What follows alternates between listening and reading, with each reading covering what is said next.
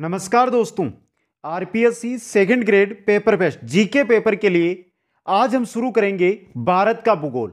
इससे पहले मित्रों, आप जो जीके पेपर है उसके लिए इतिहास विषय, राजनीति विज्ञान, राजस्थान का भूगोल और विश्व का भूगोल, ये 4 विषय है वो आपके कंप्लीट हो चुके हैं।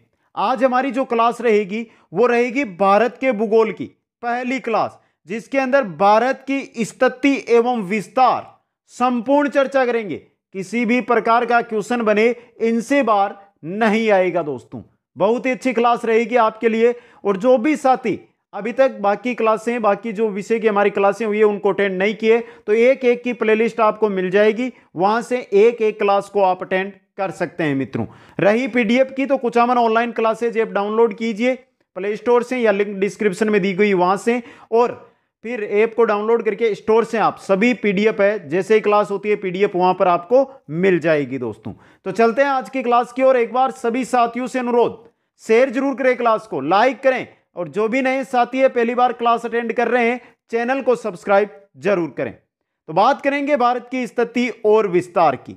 यह देखिए मित्रों, भारत आपके सामने है, इस प्रकार है हमारा भारत मित्रों। चलते हैं दोस्तों, एक एक जानकारी यहां पर लेते हैं।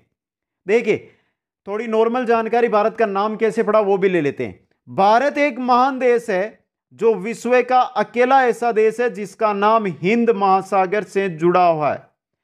कोई सा भी देश जिसका महासागर से रिलेटेड नाम है तो वो सिर्फ है एकमात्र भारत देश। कैसे? हिंदुस्तान और हिंद महासागर, हिंद महासागर के नाम से जुड़ा हुआ है हिंदुस्तान, यानी भारत का नाम दोस्तों। इसका प्राचीन नाम आर्यावर्त था। भारत का ही प्राचीन नाम था आर्यावर्त, मतलब आर्य का निवास स्थान। उत्तर भारत में बसने वाले आर्यों के नाम पर किया गया। आर्यावर्त था कि जो उत्तरी भारत है ना हमारा, वहां पर आर्य बसते थे, उन्हीं के नाम पर आर्यावर्त, आर्यों का निवास स्थान। इन आर्यों के शक्तिशाली राजा थे भरत, के नाम पर यह भारतवर्ष कहलाया। आर्यों के शक्तिशाली राजा थे भरत, राम के भाई भरत, उन्हीं के नाम पर पड़ा भारतवर्ष दोस्तों। वैदिक काल के अंदर आर्यों का निवास स्थान सिंधु घाटी में था। वैदिक काल की अगर बात करें तो वैदिक काल के अंदर आर्य कहां पर निवास करते थे? सिंधु घाटी, सिंधु नदी के जो स्तर था वहां पर। जैसे ईरानियों ने, जिसे ईरानियों ने हिंदू, सिंधु था दोस्तों, से को है बोलते थे, तो सिंधु की जगह हिंदू दोस्तों, हिंदू नदी का, सिंधु नदी को हिंदू नदी, जो ईरानी थे वो से को जो है इसको से बोलते थे, हिंदू की जगह सिंधु। तो समझे नाम कैसे पड़ा? हिंदू, सिंधु, हिंदू दोस्तों। तथा इस देश को हिंदुस्तान कहा। सिंधु नदी को हिंदू, और जो हमारा देश था सिंधु के आसपास निवास करते थे आर्य, तो सिंधुस्तान मतलब हिंदुस्तान दोस्तों। यूनानियों ने सिंधु नदी को इंडस नदी कहा है। जो ये तो ईरानी कहते थे सिंधु को सिंधु, जबकि यूनानी थे ना मित्रों, वो सिंधु नदी को इंडस नदी कहते थे। क्या कहते थे? इंडस नदी। तथा इस देश को इंडिया, इंडस से इंडिया इस देश को कहा गया दोस्तों। निष्कर्षतः भारत को आर्यवर्त, भारतवर्ष, हिंदुस्तान, इंडिया नामों से जाना जाता है। यह है बेसिक नॉलेज दोस्तों कि भारत का नाम कैसे पड़ा। आगे देखिए, भारत की आकृति चतुष्कोणीय है।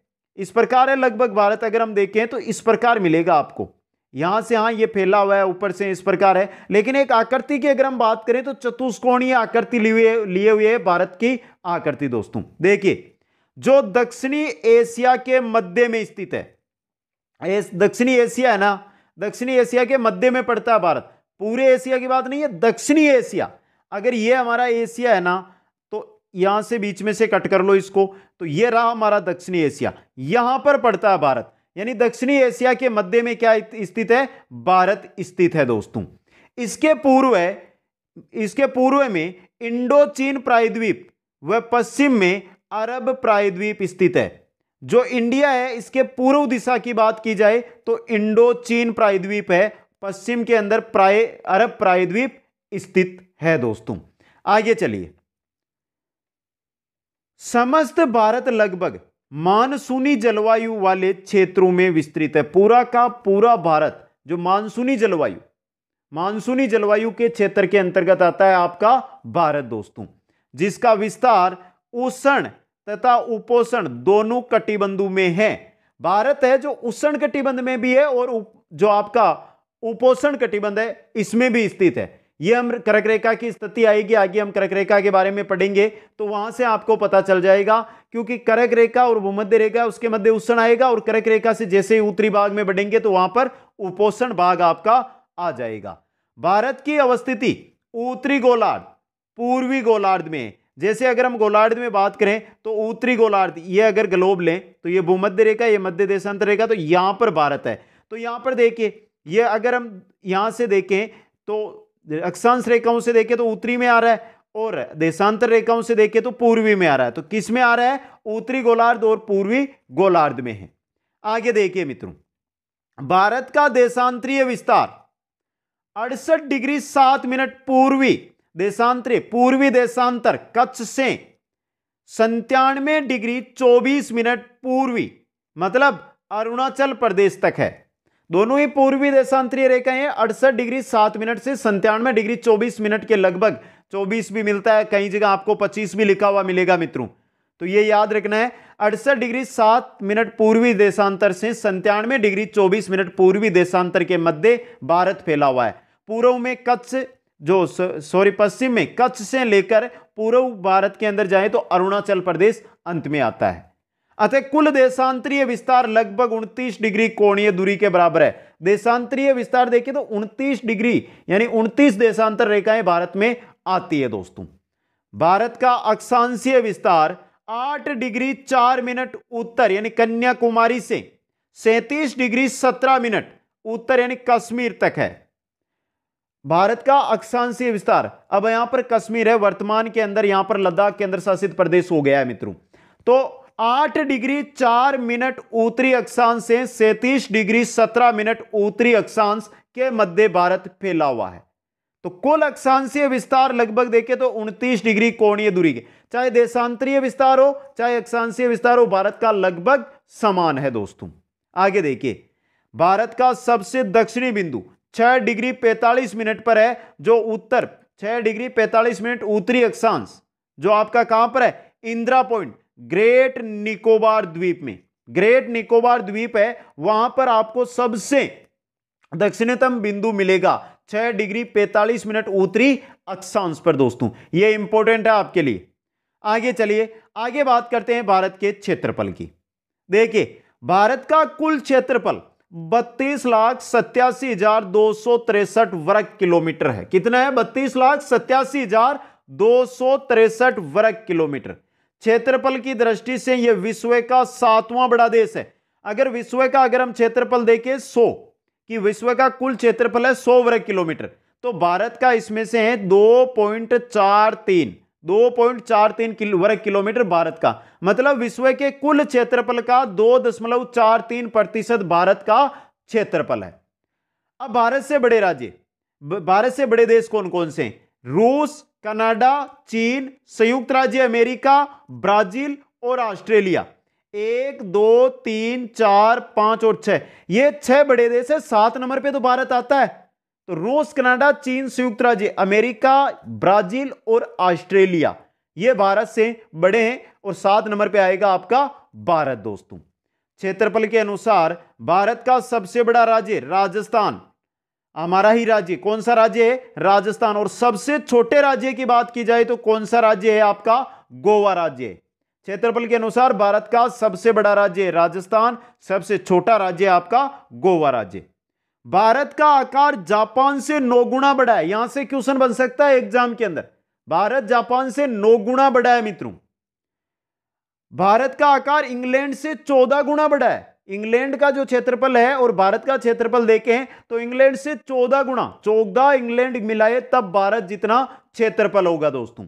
भारत का आकार पाकिस्तान से 4 गुना बड़ा है। 4 गुना बड़ा है पाकिस्तान से आपका भारत दोस्तों। यह है भारत का क्षेत्रफल। अब यहां पर हम क्षेत्रफल देख रहे हैं तो विस्तार देख लेते हैं कितने किलोमीटर तक भारत फैला हुआ है, उत्तर से दक्षिण और पूर्व से पश्चिम तक दोस्तों। देखिए, भारत देश का विस्तार उत्तर दक्षिण दिशा में है 3,214 किलोमीटर। यहां पे देखिए मित्रों, आपको मैं बताऊं, ये देखिए, ये इस प्रकार से अब ये देखिए आपका उत्तर दक्षिण विस्तार है ना, ये कितना बताया है, 3214 किलोमीटर। पूर्व से पश्चिम दिशा में कितना है, ये विस्तार कितना है आपका, 2933 किलोमीटर। यह कुल भारत की लंबाई है। उत्तर दक्षिण विस्तार पूर्व पश्चिम विस्तार से 281 किलोमीटर अधिक है। जो आपका उत्तर दक्षिण विस्तार है ना, यह है 3214 और पूर्व पश्चिम विस्तार है आपका 2933। अब इसको आप घटा लो, अपने आप पता चल जाएगा कितना आएगा, 281। मतलब जो भारत का क्षेत्रफल है उसमें 281 किलोमीटर का फर्क है। आगे देखिए मित्रों, आगे 82 डिग्री 30 मिनट, 82.5 डिग्री पूर्वी देशांतर को भारतीय मानक समय रेखा कहते हैं, जो भारत के लगभग मध्य यानी इलाहाबाद में जगह है नैनी, इलाहाबाद के पास जगह नैनी से गुजरती है, से होकर गुजरती है। यह ग्रीनविच समय से 5.5 घंटे यानी 5 घंटा 30 मिनट आगे है। कौन सी रेखा है आपकी, 82.5 डिग्री पूर्वी देशांतर रेखा, 82 डिग्री 30 मिनट पूर्वी देशांतर रेखा, जो भारतीय मानक समय रेखा कहलाती है।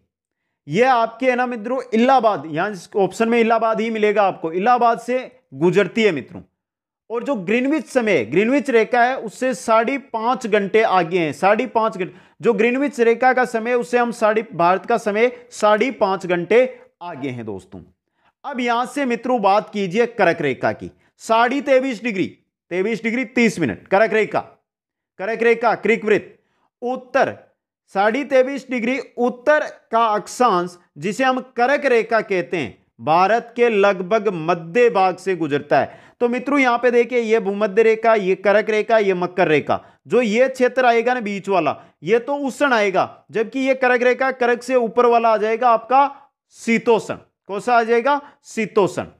अब देखिए ये कर्क रेखा जो भारत के लगभग मध्य से गुजरती है, कौन कौन से राज्यों से गुजरती है, कितने राज्यों से गुजरती है, यह क्वेश्चन भी एग्जाम में आता है मित्रों। देखिए भारत में कर्क रेखा पश्चिम से पूर्व में, पश्चिम से देखिए अगर हम इस प्रकार बढ़ते हैं तो सबसे पहले गुजरात, फिर राजस्थान के नीचे से निकलती है। तो राजस्थान का जब हमने स्थिति विस्तार पढ़ा था वहां पर देख लिया था, डूंगरपुर बांसवाड़ा हमको छूती हुई निकलती है ये।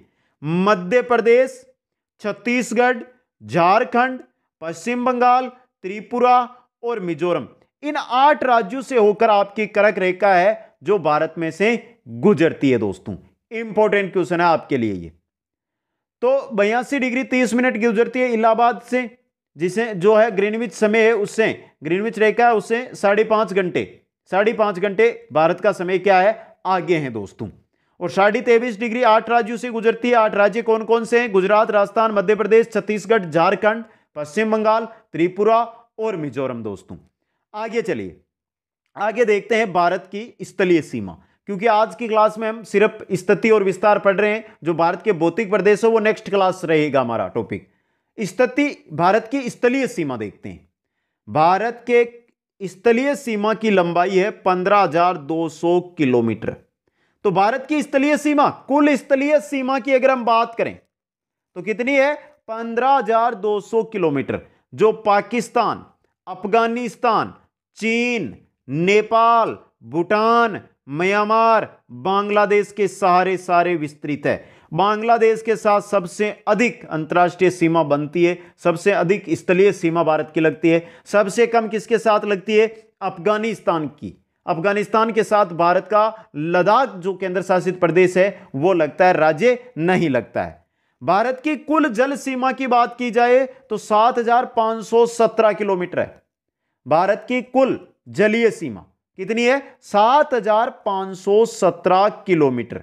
इंपॉर्टेंट क्वेश्चन आपके लिए मित्रों ये बन सकता है। द्वीपीय सीमा को अलग करने पर भारतीय मुख्य भूमि की कुल जल सीमा रहेगी 6100 किलोमीटर। जो द्वीप है जैसे अंडमान निकोबार है, लक्षद्वीप है, इनको हम अलग कर दे, इनकी सीमा को हटा दे, तो भारत का जो प्रायद्वीपीय भारत है उसके साथ जो जलीय सीमा लगी हुई है उसकी लंबाई अगर पूछी जाए तो कितनी रहेगी, 6100। और कुल भारत की जल सीमा की लंबाई है 7,517 किलोमीटर। याद रखना है, इंपॉर्टेंट क्वेश्चन आपके लिए बन सकता है ये।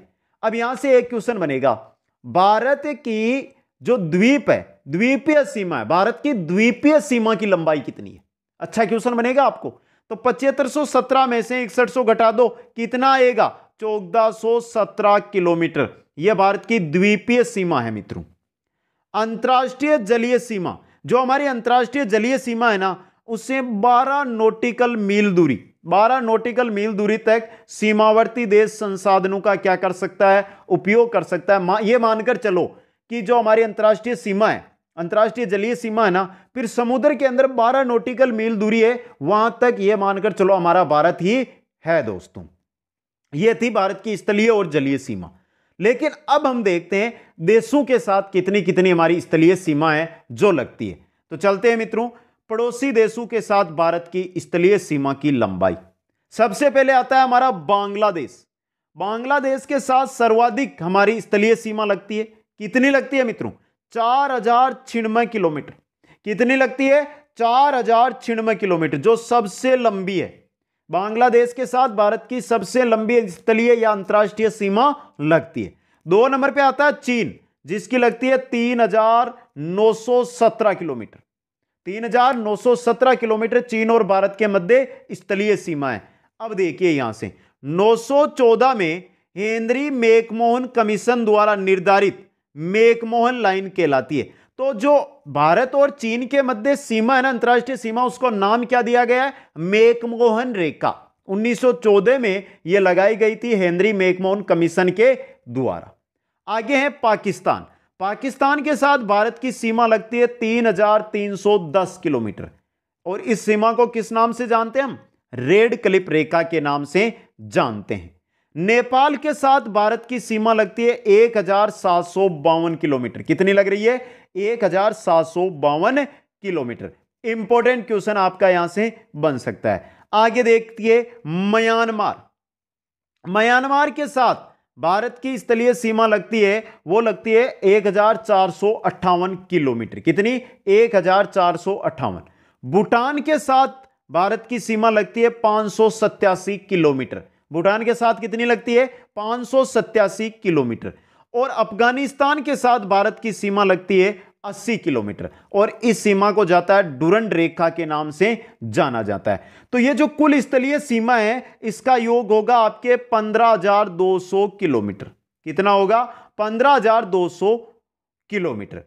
अब इसके साथ अगर हम बात करें कि हमारी जो स्थलीय सीमा के साथ जो हमारी क्या है, जो हमारी लगती है जलीय सीमा। अगर जलीय सीमा और स्थलीय सीमा, अभी स्थलीय सीमा में से जलीय सीमा कम मत कर लेना। जलीय सीमा अलग है, स्थलीय सीमा अलग है। कैसे? अगर यहां पर 15,200, ये तो हमारी स्थलीय सीमा है। जलीय सीमा की कितनी है हमारी? 7,517। इतनी है मित्रों। कुल योग देखिए, अगर हम कुल हमारी जो भारत देश की जलीय प्लस स्थलीय सीमा कितनी है उसकी बात करें तो कितनी आएगी? 22,000। यहां पे देखिए 7, 1, 7, 5, 2 और ये 2, 22,717। 22,717 किलोमीटर।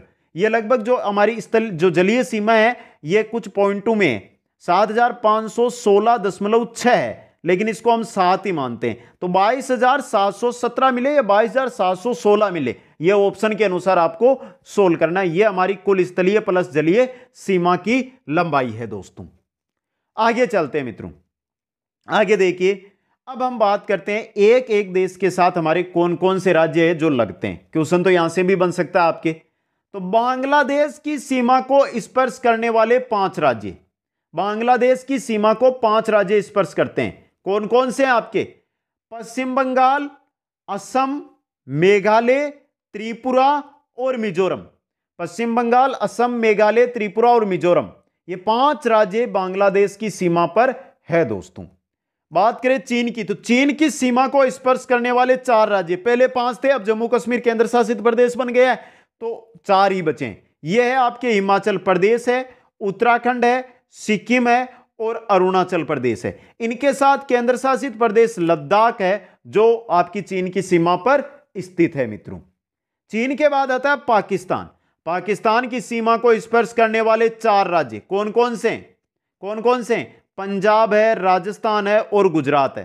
3 ही है, पंजाब, राजस्थान और गुजरात, क्योंकि जम्मू कश्मीर है वो हट गया है। केंद्र शासित जम्मू कश्मीर है, केंद्र शासित प्रदेश बनाया गया जम्मू कश्मीर, जम्मू कश्मीर राज्य को तोड़ के जम्मू कश्मीर और लद्दाख। जम्मू कश्मीर है जो पाकिस्तान के साथ सीमा बनाता है। आगे देखिए, नेपाल की सीमा को स्पर्श करने वाले 5 राज्य। नेपाल की सीमा 5 राज्यों को लगती है, उत्तराखंड, उत्तर प्रदेश, बिहार, पश्चिम बंगाल व सिक्किम। 1 2 3 4 और 5, तो उत्तराखंड, उत्तर प्रदेश, बिहार, पश्चिम बंगाल और सिक्किम, ये 5 राज्य नेपाल के साथ सीमा बनाते हैं। नेपाल के आगे चलते हैं मित्रों, तो हमारा आता है म्यांमार। म्यांमार की सीमा को स्पर्श करने वाले 4 राज्य म्यांमार को कौन कौन से हैं? अरुणाचल प्रदेश है, नागालैंड है, मणिपुर है, मिजोरम। जो 7 राज्य है ना हमारे, 7 बहनें, वो चारों के चारों, उनमें से ही 4 राज्य हैं जो म्यांमार की सीमा को स्पर्श करते हैं, अरुणाचल, नागालैंड, मणिपुर और मिजोरम। दोस्तों अब बात करें भूटान की सीमा को स्पर्श करने वाले 4 राज्यों की, तो भूटान की सीमा को स्पर्श करने वाले 4 राज्य कौन कौन से हैं? देखिए, सिक्किम, पश्चिम बंगाल, असम और अरुणाचल प्रदेश। भूटान की सीमा को 4 राज्य लगते हैं, सिक्किम, असम, अरुणाचल, ये तो 7 बहनों के आगे एक है पश्चिम बंगाल। दोस्तों अफगानिस्तान की सीमा को स्पर्श करने वाला एक ही राज्य नहीं है, क्योंकि राज्य था हमारा जम्मू कश्मीर, जिसको तोड़ के क्या बना दिया गया है? 2 केंद्र शासित प्रदेश। तो केंद्र शासित प्रदेश कौन सा है? सिर्फ केंद्र शासित प्रदेश है आपका जम्मू एवं कश्मीर। क्या जम्मू एवं कश्मीर लगता है या लद्दाख लगता है मित्रों? यहां पर बात हो रही है, तो यहां पे बात हो रही है कि अफगानिस्तान के साथ सीमा बनाता है आपका लद्दाख। मित्रों ये इंपॉर्टेंट क्वेश्चन है आपके लिए। ये थे सीमा बनाने वाले राज्य। अब बात करते हैं भारत की तटीय सीमा की। यहां से कुछ क्वेश्चन बन सकते हैं। तटीय सीमा यानी जो जलीय सीमा, वहां से देखिए, तटीय सीमा के सारे इंडोनेशिया, मालदीव और श्रीलंका जैसे पड़ोसी देश विस्तृत है भारत के। अगर भारत की तटीय सीमा पर जाए ना, तो इंडोनेशिया, मालदीव और श्रीलंका आएंगे। अब देखिए यहां से जो क्वेश्चन बनेगा, ये 2 लाइनों से क्वेश्चन बनेगा आपका। आदम ब्रिज तमिलनाडु एवं श्रीलंका के मध्य, वैसे तो भारत और श्रीलंका के मध्य आदम ब्रिज बना हुआ है मित्रों, आदम ब्रिज जो रामायण में हम देखते हैं ना वो। तथा पम्बन द्वीप आदम ब्रिज का हिस्सा, जो पम्बन द्वीप है मित्रों, पम्बन द्वीप एक द्वीप है बीच में, वो किसका है? आदम ब्रिज का हिस्सा माना जाता है। ध्यान है कि पम्बन द्वीप पर ही रामेश्वरम स्थित है।